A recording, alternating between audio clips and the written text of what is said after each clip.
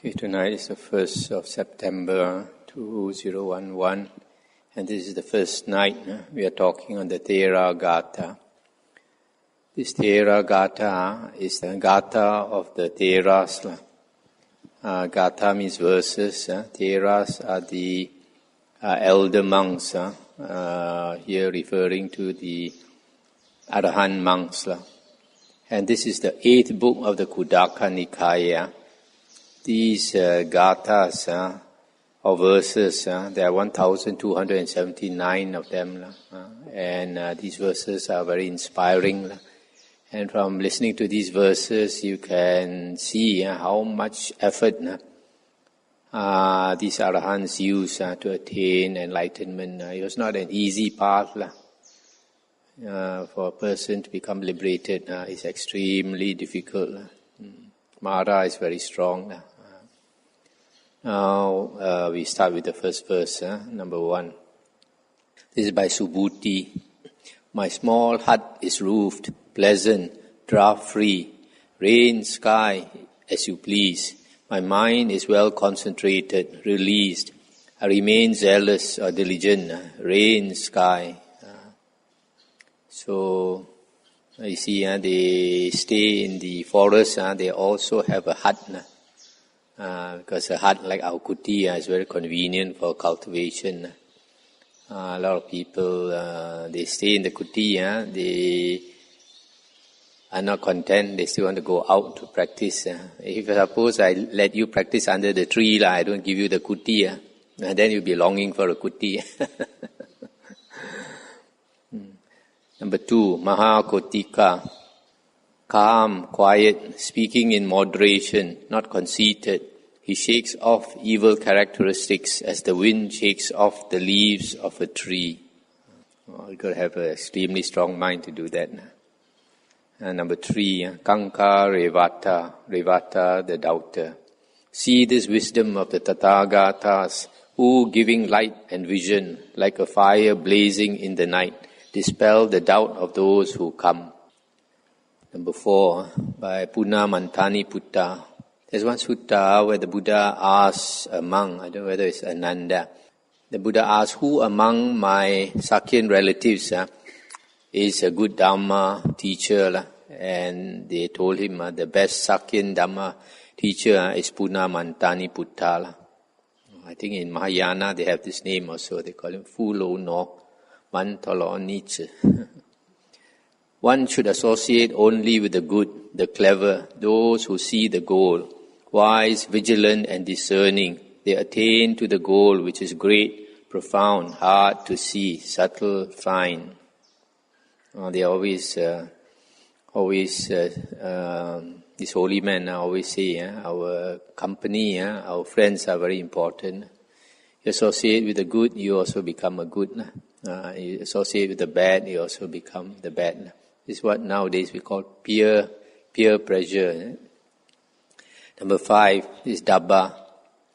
He who was hard to tame is tamed by self-taming.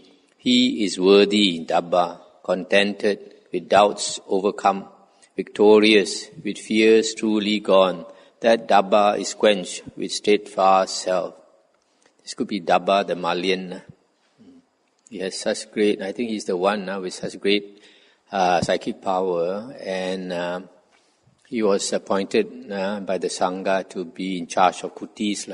So anytime the monks come, he has to decide which kuti they go. And during the Buddha's time, the monastery was very big, maybe a few hundreds of acres.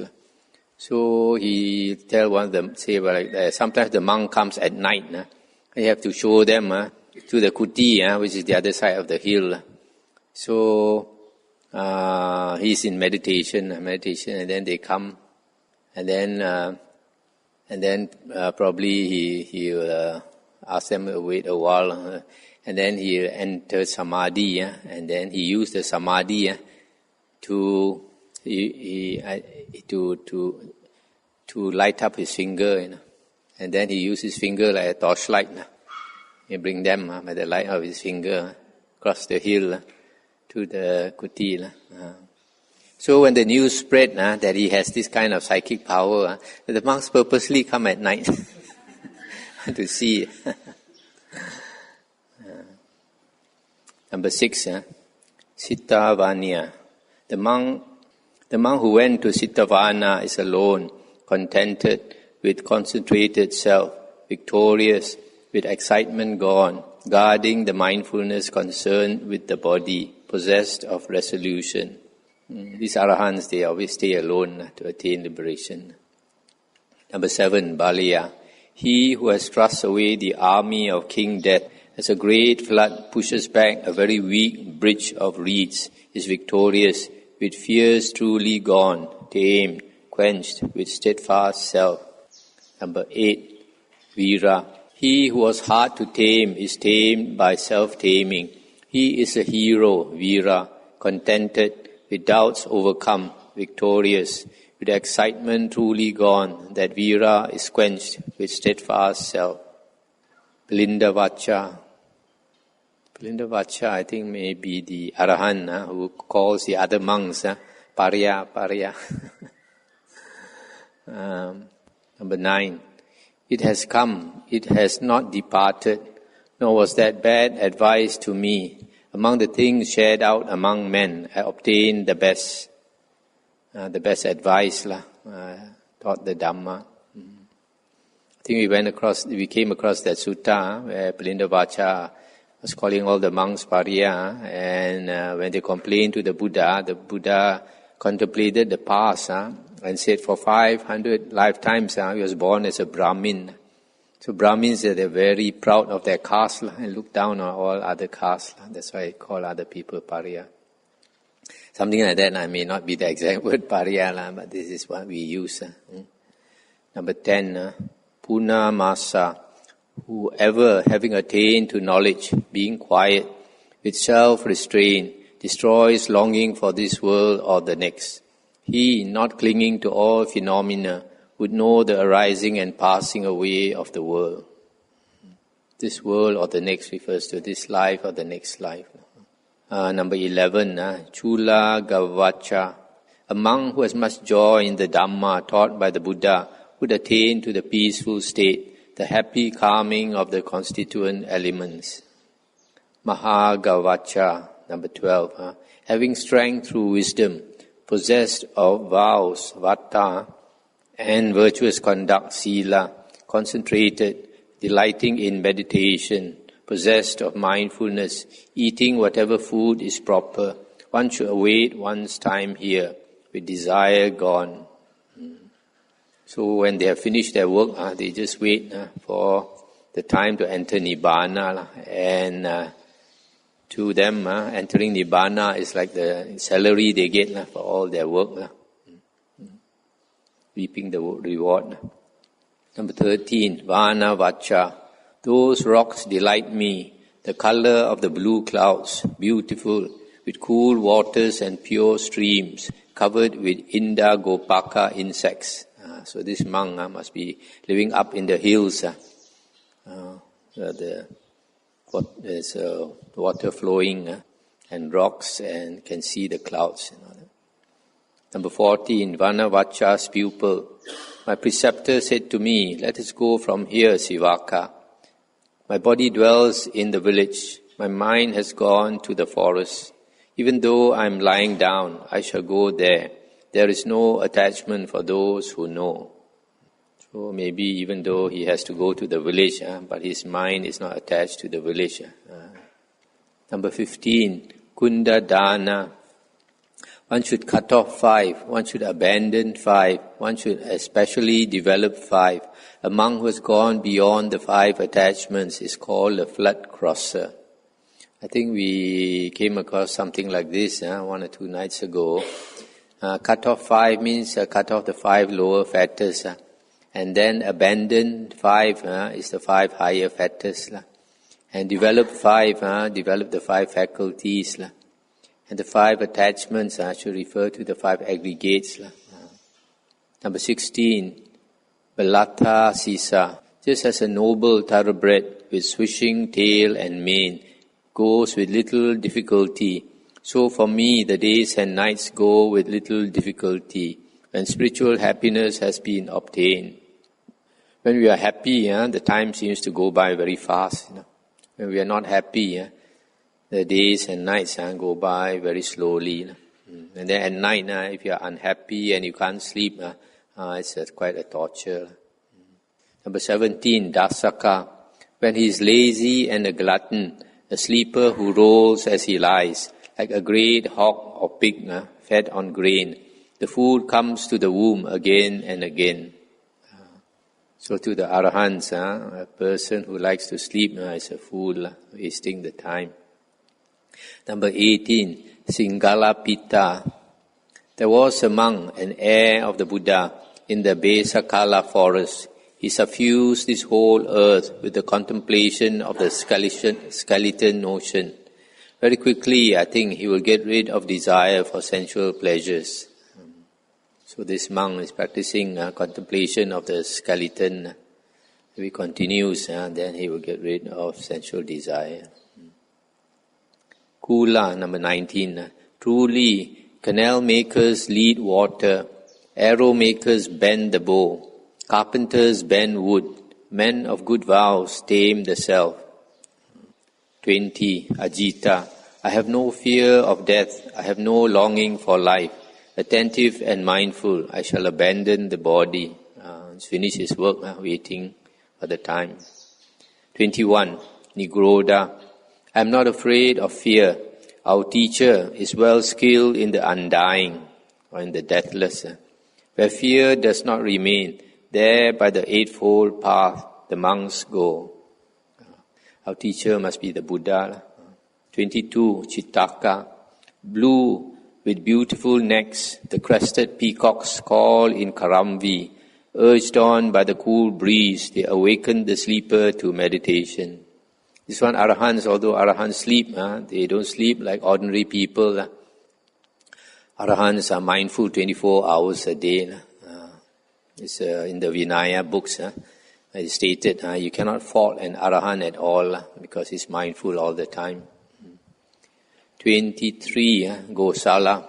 Having eaten honey and rice in Velu Gumba, skillfully comprehending the arising and passing away of the elements of existence, I shall return to my hillside, devoting myself to seclusion. So these monks, they have to come down to the village to beg for their food. And after they get their food, they go out of the village or the town. And then they go to a quiet place and they eat their food. And then after that, then if they are living up the hill, normally they will eat their food first because walking up the hill is very tiring. Many years ago, I stayed in a hill, a distance from Balik Pulau. So I walked down and walked up. It took me 3 hours. And on an empty stomach, it was very tiring. So halfway up, I'll be eating. No energy already. But eating means you take the sweet things like banana and all these fruits, just to give you quick energy. 24. Sugandha.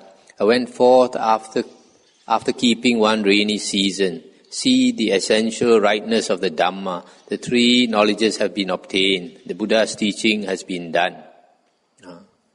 He said he went forth after keeping one rainy season. Possibly he was a samanera or a layman staying in the monastery. One vasal. And after that he ordained. And then after that he practiced hard and he attained the 3 knowledges. 25. Nandya. Attacking such a monk whose mind is like splendor, constantly fruitful, you will come to grieve, Kanha. Kanha is the black one, probably referring to Mara. 26. Abhaya. Hearing the well-spoken utterance of the Buddha, the kinsman of the sun, Angira Sasa, appears a subtle thing indeed, as one pierces the tip of a hair with an arrow. So after he heard the Buddha's teaching, then he probably attained enlightenment. 27. Lomasa gang lomasa kangya. With my chest I thrust aside daba grass and kusa grass and potakila grass and usira and munja grass and bulrushes, devoting myself to seclusion. So this monk, to go to his secluded place, he has to pass through all these tall grasses. 28. Jambu Gamika San. Are you not intent on clothes? Do you not delight in adornments? Do you, not other folk, send forth this odor of virtue? This one I'm not sure what he's, or who he's talking to. 29. Harita. Making the self erect, making your mind straight as an arrow maker makes an arrow straight. Break ignorance to pieces, Harita. So here is probably encouraging himself, talking to himself to get encouragement. 30. Uttiya. When illness arose in me, mindfulness arose in me. Illness has arisen in me. It is time for me to be vigilant. So illness is like a deva messenger, telling you, reminding you of impermanence. So there's a time to practice more. 31. Gavaratiriya. Tormented by gnats and mosquitoes in the forest, in the great wood, like an elephant in the van of the battle, one should endure there mindful. So you see, if they don't have a kuti like we have with mosquito netting and all that, then all the gnats and mosquitoes will come and disturb them. Not so easy to practice. Sometimes, like in one sutta, we saw the Buddha was sitting with the robe covered over the whole head, the whole body. 32. Supya. I shall exchange the aging for agelessness, the burning for quenching, for the highest peace, for unsurpassed rest from exertion. So, he's saying the aging, when you have a self, you have the self-aging. But when you have no self, then there's no aging. And the burning is the burning of the passions. And when a person becomes liberated, he has quenched the passions, no more passions disturbing. And that's the highest peace. 33. Sopaka. Just as a woman would be good towards her beloved only son, so one should be good to all living creatures everywhere. When a person becomes an Arya, then he realizes that all beings are like us. So it's metta towards all beings. 34. Posya. These women are always best when not approached by one who knows.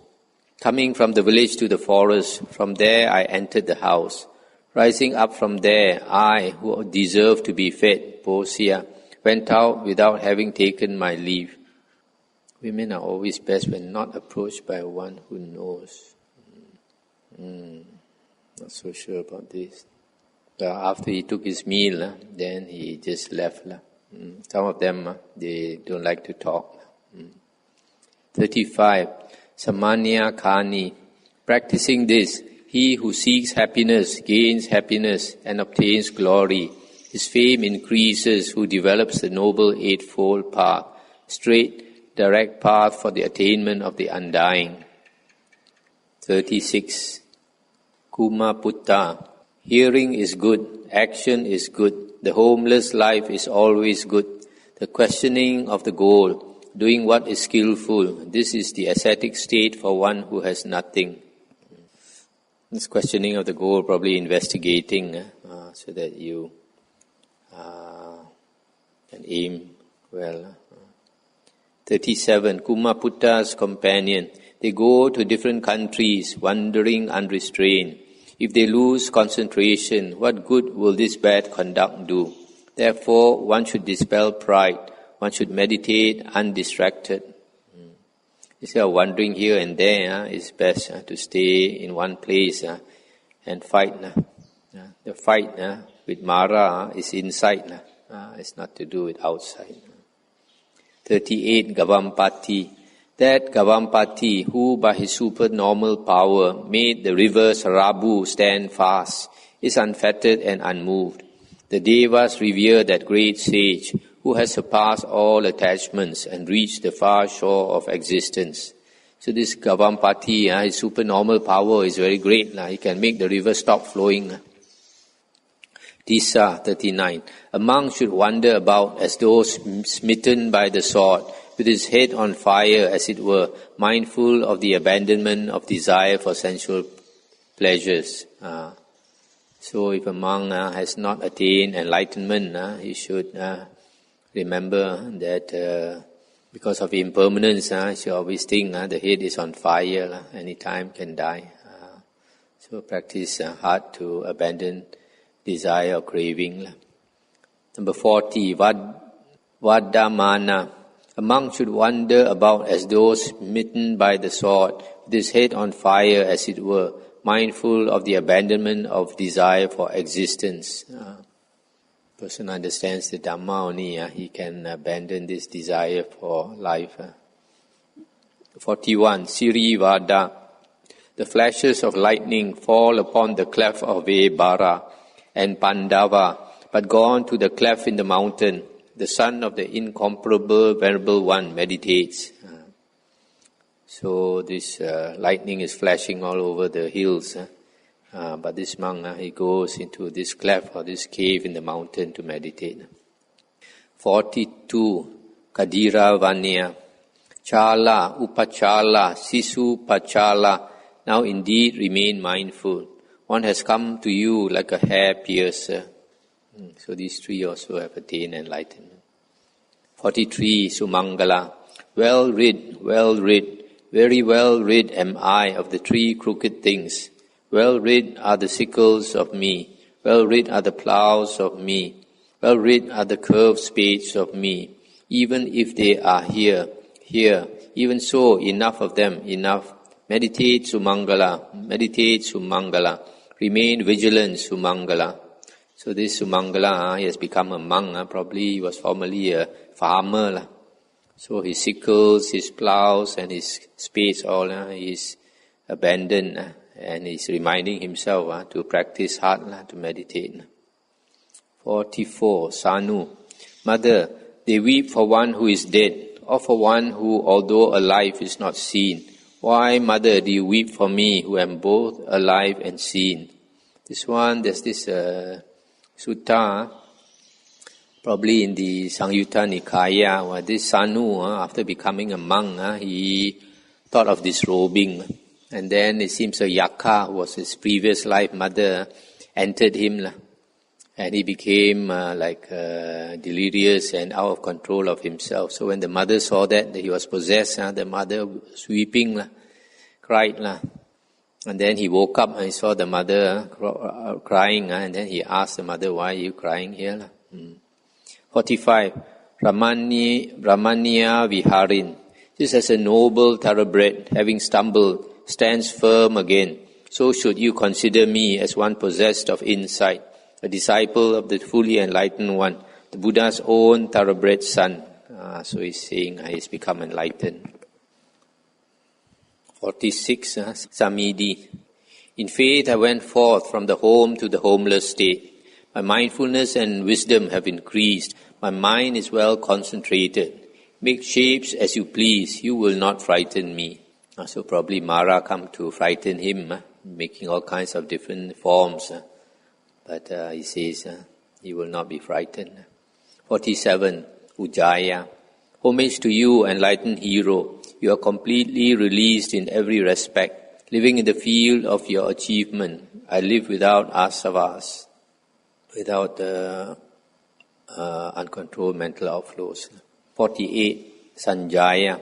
Since I went forth from the home to the homeless state, I have not been aware of having any ignoble, hate-ridden intentions.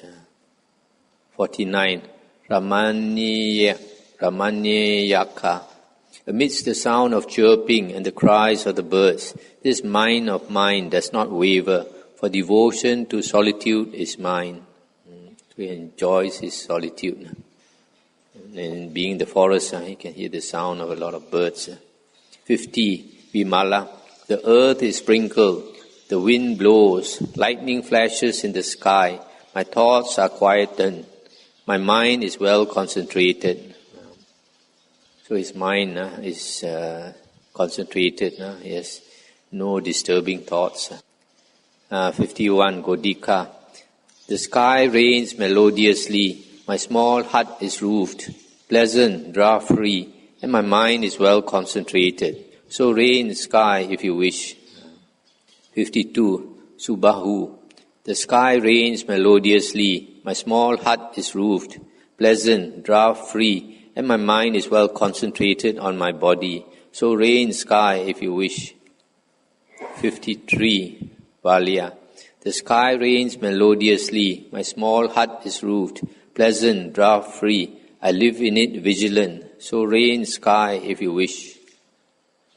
54. Uttiya. The sky rains melodiously. My small hut is roofed, pleasant, draft-free. I live in it without companion. So rain, sky, if you wish. 55. Anjana Vanya. Making a small hut, plunging into the Anjana forest, I dwelt there. The three knowledges have been obtained. The Buddha's teaching has been done. 56. Kuti Viharin. Who is in the small hut? A monk is in the small hut, with desire gone, with well-concentrated mind. Thus know, friend, your small hut was not made in vain. So this friend was probably somebody who made the hut for him. He's telling him that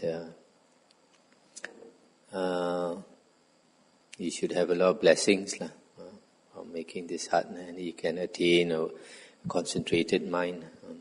57. Kuti Viharin. This was your old hut. You desire another new hut.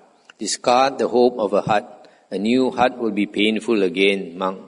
58. Ramanya Khuddaka. My small hut is pleasant, a gift of faith, delightful. I have no need of girls. Go there, women, to those who have need. Maybe some women came to him in the hut. 59. Ko Sala Viharin. In faith I went forth. I made a small hut in the forest, and I am vigilant, zealous, attentive, mindful. 60. Sivali. My intentions, which I had as my goal when I entered the hut, have prospered. Abandoning the propensity to pride, I shall come to the knowledges and to release.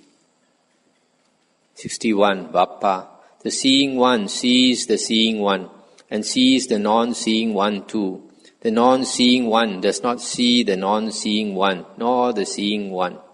In the suttas, the Buddha said, a wise man can judge a fool, and a wise man can also judge another wise man. But a fool cannot judge a fool, and a fool also cannot judge a wise man. So this is probably what it means here. 62. Vajiputta. We dwell alone in the forest like a tree rejected in a wood. Many envy me as hell dwellers envy one going to heaven. 63. Pakka. Passed away they fall. Fallen and being greedy, they have come again. What was to be done is done. What was to be enjoyed is enjoyed. Happiness has been attained by happiness. Happiness has been attained by the happiness of jhana. 63. Vimala Kondanya. I was born of the tree named One, begotten by the bright bannered One. The banner killer has destroyed the bearer of the great banner by means of the banner. So I'm not so sure what. 65. Uke Pakata Vacha. Well poised, full of noble joy, he preaches to householders that which has been collected by heap-made vacha over many years. This heap-made probably refers to the rope. Some monks, they pick the cloth from the heap of rubbish to make their robe. 66. Megya. The great hero, having reached the far shore of all phenomena, counselled me. Hearing his Dhamma, I dwelt in his presence, mindful. The three knowledges have been obtained. The Buddha's teaching has been done. 67. Eka Dhamma Savanya. My defilements have been burnt up. All existences have been rooted out. Journeying on from rebirth to rebirth is completely annihilated. There is now no more existence. So you see the Arahants, when they finish their work, they know there's no more existence for them. Their consciousness will never take rebirth again. But the Mahayana books say differently.